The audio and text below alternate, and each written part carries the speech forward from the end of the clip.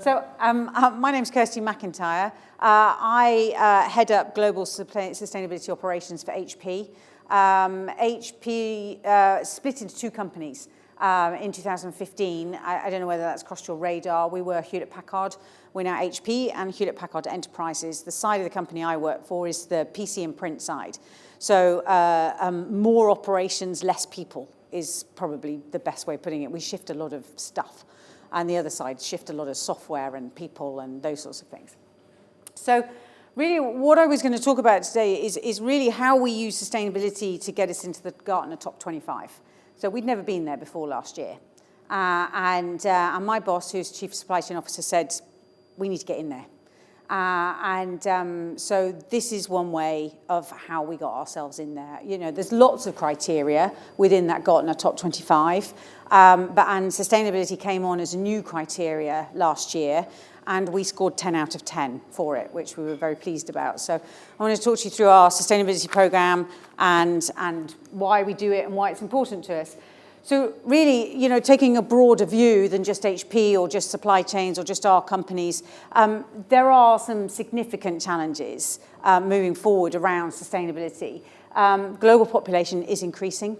There are 74 million young people worldwide who don't have educational resources. We're in the IT business. That's one way of getting educational resources to those people. The global middle class is expected to reach 3.6 billion. Why is that important? Because they are the people with disposable income to buy our products and services. So if people are on the poverty line, seems like most people seem to have a smartphone these days, but you know, they don't go further on into their IT journey. And with all of those people having the disposable income to buy the products and services that HP wants to sell to them, it basically means you can see that we'll need 2.3 Earths by 2050. Now, clearly, space exploration continues to be a challenge. You know, haven't quite yet managed to establish a colony on Mars or anywhere else, for that matter. And we seem to be quite good at crashing into meteorites and other things. So I don't know. I mean, there are cleverer people than me who work in space exploration, but I'm not sure that we're going to get there by 2050. So how do we look at sustainability at HP? We really do look at that we want to engineer our products with integrity. I'll explain a little bit about what we mean about that. A lot of it to do with social and human rights within our supply chain. We have a huge global supply chain. Full circle innovation, really improving the performance of our waste and our products and the energy efficiency of our products, and I'll explain why that's important to us as well. And then of that piece about that social aspect as well, about enabling everybody, because educated people spend more money. You know, if you're uneducated and you're on a poverty line, you're only worried about helping your children to get through the next day. And you know, these aren't people who are our consumers, to put it very bluntly. We'd like them to be our consumers, and so educating people and helping them to elevate their social status is a really good thing to do. May I ask a question? Yeah, of course. Yeah, no, please do. I would like to make it a bit effective, maybe. Yeah. Why is your boss really wanting to be on there? What is the... Why go on the Gartner top 25? Yeah, why do you want to be on there? I think you'd have to ask him. I think it's a bit of an ego thing, to be honest with you. I think that he sees it as a way of aligning ourselves. I'll show you the slide, aligning ourselves with some of our key customers. He sees it as a recognition of the work that he does and the people who work for him. He has nearly 7,000 people work in supply chain operations in HP. You know, it's a big organization. And I think he sees it as a point of pride and a point of recognition about why we should be there. I also think as we split from the other part of HP Enterprise, it was a way of differentiating the two companies. Because it was very difficult to achieve as one enormous organization. We went from 350,000 people down to 50,000 people. It's quite a big distinction. And then you can see actually how important supply chain operations are within. We didn't lose that many people because they're mostly in services and software. So I don't know, you'd have to ask the question to him. I'm just happy to support him and get him there and score 10 out of 10 from my part of it. You know, he can work on the other pieces with his other directors. So just give you an idea about HP's supply chain. We move a lot of product. 102 PCs, 60 printers, and 885 consumables, which we call packets of photo paper or ink cartridges or toner cartridges or whatever other consumables in there. And that's every 60 seconds. Every day, you can see the numbers again. It's pretty large numbers again that we're moving every single day. We have a lot of distribution centers and a lot of manufacturing locations. It was quite an interesting question in the last session about, location strategies and what you do in terms of moving people around. We're just continually doing it all the time, people management and those sort of things. So you can see we are everywhere where people are, shipping our product around in various places. Not all airports, I'd like to say. I haven't quite managed to doctor this slide from my boss yet. I'd like him to show the train routes that we have going across Russia as well from China. So there is the Gartner, the 2016 top 25, and we came in from outside we came in from outside, we were about 35, 36, and came in at 17. And of those names on there, I think, you can argue about whether they should be there or not there. You have to take it up with Gartner on how they do their criteria and how they judge it. But only out of that top 25, only 4 companies achieved 10 out of 10 for their sustainability on there. Amazon scored 0. So they've got a bit of work to do. And Nestle got 10 out of 10. Unilever got 10 out of 10. Can't remember who else did. Schneider as well, I think, and us. That's you. Congratulations. So I'm hoping we'll stay ahead of you this year then. Well, the worrying thing is that if Amazon get 10 out of 10, then everybody else is going to be close, aren't they? Yeah, absolutely. It would just push everybody down because they're so good at all the other stuff. So, we've all got to work on the other stuff for sure. So why do we think that sustainability is important, and how do we see it as part of our business? We really do see it as it's integrated throughout our business model. It's really important to us within the supply chain, within our operations, and within our products and solutions. And I'm sort of going to focus on the two ends of that today. And why? Just because that's where our biggest impacts are. So that's our chief exec. I won't go through that. He's bought into it. I've got him drinking the Kool-Aid as well. So this is all pretty good stuff for me at the moment. But he does definitely see it as sustainability is not only the right thing to do, it is actually about our business and about sustaining our business. If we go around polluting the planet, we'll run out of those earths a lot quicker than we will do by, I think it was at 2050 on that first slide. If we go around abusing our workers, then we will have trouble maintaining our workforces and maintaining our good ethical standards. So why, I don't think I've got a pointer on here. So why is this important? So this chart, you might not have seen something like this before if you don't work with sustainability that often. This is what's called a carbon footprint analysis. And so this looks at the tons of carbon dioxide equivalent, so there's lots of different types of it, that we are emitting at each point in our supply chain. So you can see we've bucketed it up we've bucketed it up in fairly large amounts. But you can see for these two pieces why we focus on these elements. First of all, we focus, the biggest chart, we focus on product use. Our products in use with our customers. Because everything we make plugs into the wall and sucks electricity off the grid.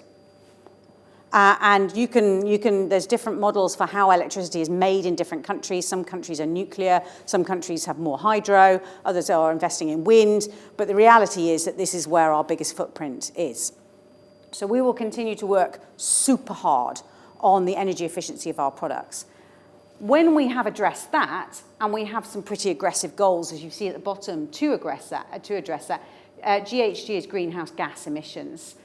When we've addressed that, then you'll see that our other massive challenge is materials extraction through manufacturing.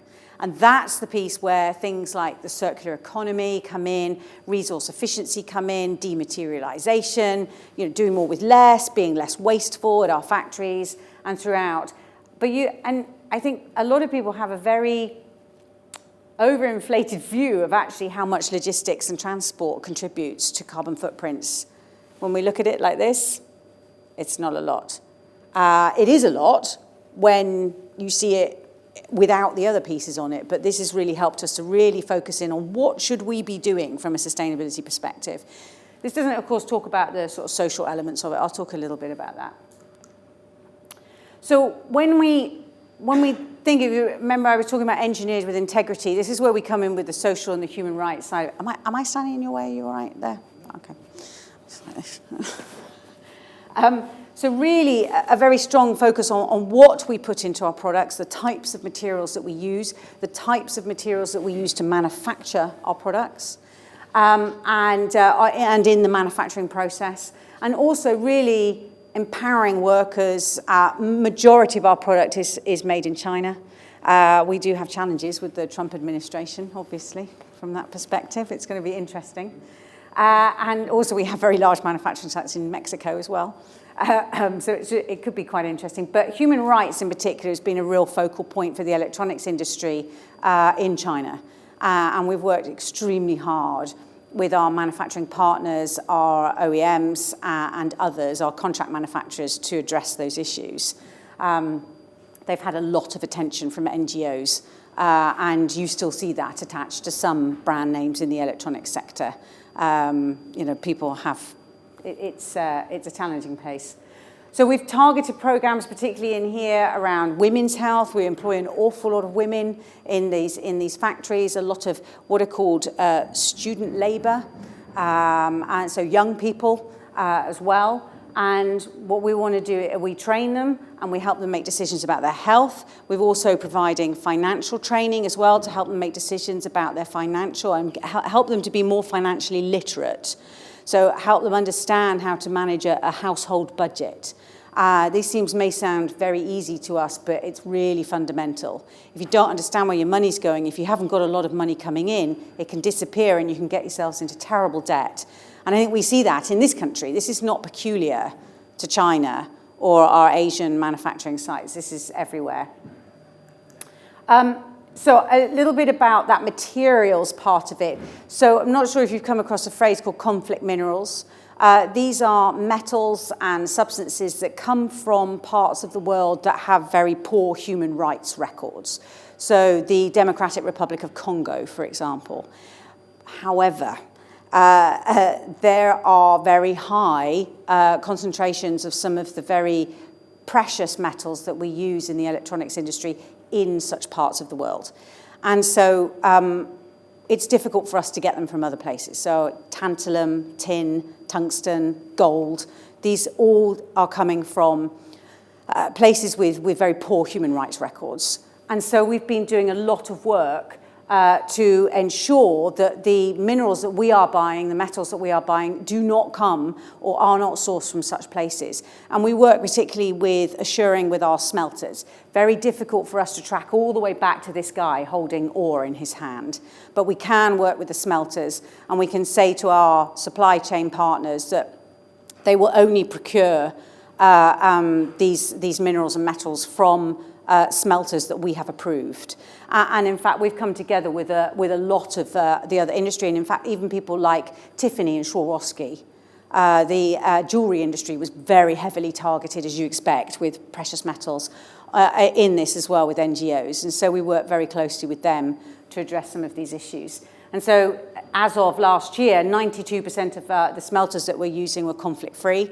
And we're well on the way to becoming conflict-free completely. And we're looking to put a stake in the ground in that in the next sort of year to 18 months.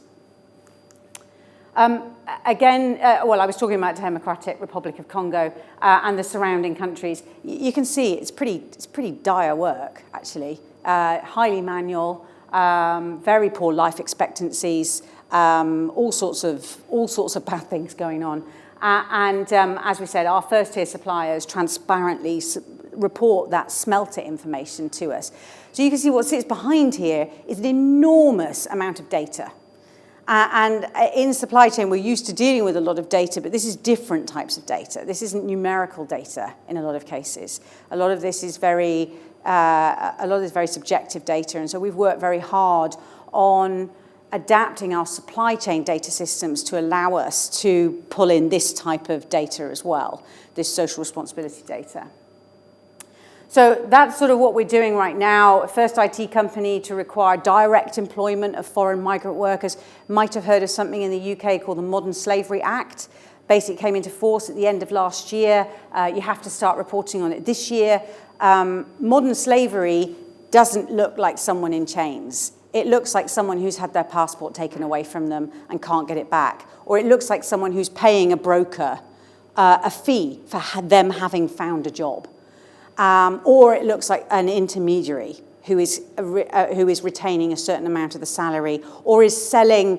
I think there's been examples in this country, for example, of agricultural workers who are charged extortionate amounts of money for lodging in very poor quality caravans and lodging on farms. That's modern slavery. These people don't have a choice. And so we were the first IT company to require direct employment. A lot of people, they move countries and they're in very poor situation to be able to control their own destinies, particularly when they get into these loops. We have 84% of our suppliers in social and environmental responsibility scorecard are showing effective or exceptional performance.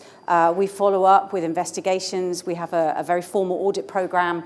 78,000 factory workers were reached through training and empowerment, including that sort of financial literacy type training and other types of things. And then we talked about the smelters already.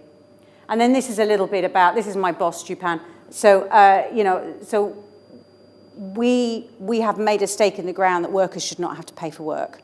And that means not employing them through an intermediary who takes some of their work, or having to pay a finder's fee for work. And you'd be surprised how much this happens. And you can see here with recruitment, you might be interested in this one, that we have an anti-human trafficking awareness training module for HP recruiters, particularly in risk countries. So where we see this happening in risk countries. And we founded a leadership group for responsible recruitment with some other big companies as well last year. So a little bit about that materials and energy efficient products. So there is this sort of new old idea, I will call it, called circular economy. A lot of people have been talking about it. And really it's about trying to keep materials at the highest value possible for as long as possible. So instead of bringing your product back and then turning it into rulers, quite often happens with plastic or plastic-related things, or metals are a bit different. Plastic is the challenging one here. But what we want to try and do is keep our products in use for as long as possible, and then where we can't refurbish them and repair them anymore, we then we will then recycle them, but we will keep that material into our own closed loop recycling. So we'll use plastic from our cartridges to make new cartridges. We won't downgrade them into park benches and other such things. And it sounds obvious, but plastic is incredibly difficult to separate. And when you get a whole load of plastic altogether, it's really difficult to separate, and it ends up getting downgraded because you can't separate your high-grade engineering plastics from your lower-grade, perhaps contaminated plastics. I'm not going to talk about this. This is our new page wide array technology. The printers are 98% more energy efficient than lasers, laser printers in the same class, and super fast. And because of the way they work, we generate 95% less packaging waste around the lifetime of that product. So as the supplies and the consumables and the ink cartridges come in, they have a lot less waste associated with them. So this is, you might have come across Planet Partners. If you use HP printers, you might have something in your office that has a box that looks like that, that you can put your cartridges in, or perhaps your facilities management does it for you if you're lucky. And really what we try and do is collect as much of our product back as possible. And the reason we do that is because that stops us having to buy new commodities and new materials. If you think of all the work that we've done up until this point to assure that the materials that we put in our products are conflict-free, have been produced in a responsible mining environment, then if I can bring back things that we've already put out there in product, I don't have to certify them again. So I'm beginning to take cost off the bottom line here by not having to recertify product again. And really looking at these sort of service-based models about how do we move from being a very transaction-oriented company into being a more contractual-oriented company. We've been doing this for many years with our commercial partners. So we quite often will sell a managed print service into a big organization, a bank or a hospital or maybe one of your companies. And you won't buy the printers, you will buy the printing service, and it might come with the toner or the ink plus the paper and the service and all those sort of things. And we're looking at how do we do this for other types of customers. This has been one of our most successful programs. We have 2 million subscribers so far. It's called HP Instant Ink. Basically, if you have an HP web-enabled printer at home, you can sign up to this. It is available here in the UK. I don't think if you're based in France, it's not available in France, unfortunately. And so what happens is that you connect your printer to the HP system. We can then monitor your ink levels. We send you a cartridge before you run out to your home. So that cuts down on the amount of packaging that we need to put around the cartridges. Ink cartridges are expensive and they get stolen frequently. So, because they're small and they fit in pockets and handbags and things. And so our retail partners like us to package them in quite large packages, A, to stop the theft, and B, to help the customer identify which cartridge they need. I mean, I worked for HP for 14 years and I still pick up the wrong damn cartridges before I got this at home. So I'm now very pleased that this has taken that decision out of my hands for me. And what we've done with those, I didn't bring it along with me today, it's a little box. It's designed to fit through your letterbox. And then what we've done in that is we've put a return envelope in there and then people return their cartridges to us. It has double the return rate of our other return programs.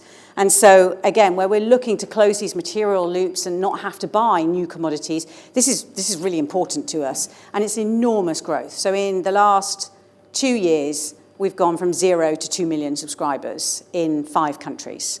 And we just can't roll it out quick enough. And that's been part of our problem.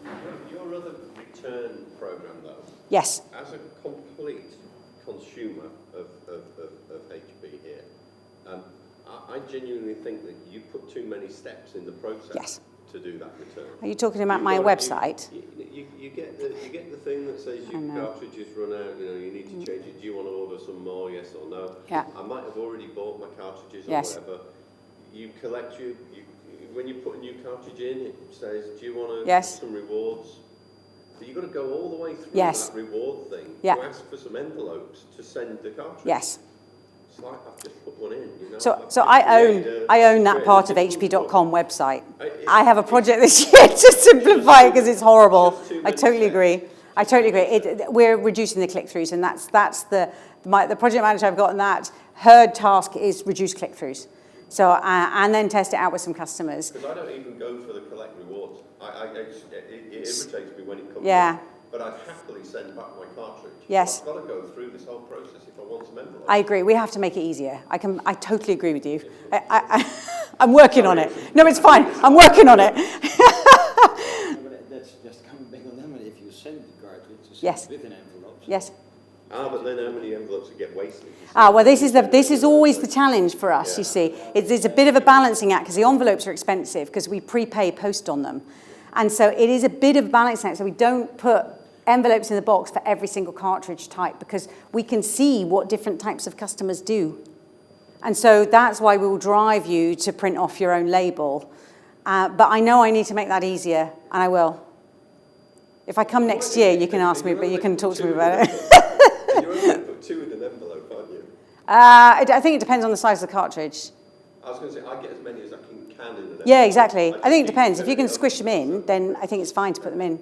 I think what we don't want is them bursting open in the post office because they get really narky about it. So, and then and then what we're trying to do is connect the social part of it to our materials responsibility part of it as well. And so we just partnered up with this organisation called Thread to really look at providing landfill workers. There are people in countries all over the world, Haiti is one of them, where people pick over landfill sites to extract materials that they can then sell to make some money to buy some food for their children that day. It's subsistence living. So what we wanted to do was try and close that loop. So we use over 1 million PET water bottles every day in our cartridge manufacturing processes. And so we're quite keen to have these types of plastic bottles back because we can use them in our cartridges and we can use them in our other products. This is a very good way. I mean, I would like to be able to say that I didn't need to buy PET bottles, that I got everything back from my cartridge return program, but unfortunately, they're very easy to throw in the bin, and I clearly haven't made the returns process easy enough yet, so I want to see where the trade-off on that one is next year. But this is really about, you know, creating better quality jobs for people. They're going to do this work anyway, so let us take it back and create better quality jobs and open up those new markets for collected plastic. Because I think again, we talked a little bit about the downgrading of plastic recycling in particular. It's a big challenge. If we can show that what we are doing is upcycling from a plastic water bottle into a much higher value ink cartridge, then we're heading the material in the right direction and not in the wrong direction. So I'm probably just going to finish here, really. So we've done a lot of work here. I feel like I was very happy to get the 10 out of 10 rating for Gartner. We have looked at it, and it was a heavy proportion of why we made it into the top 25. So I can't share all that data with you. My boss wouldn't be overly happy about opening the kimono and all of the other scores that we got. But it was a significant contributor to why we made it on there, and probably why we'll stay on there as well. And so I think, you know, for us, sustainability is very much core to our vision of being in business now and being in business in the future. You know, we're quite concerned about global megatrends that are going on. We intend to be in business in the next 75 years, and so we need to have our eyes open to these things. We ship a lot of product around the world, as you saw. These are some ways of addressing that.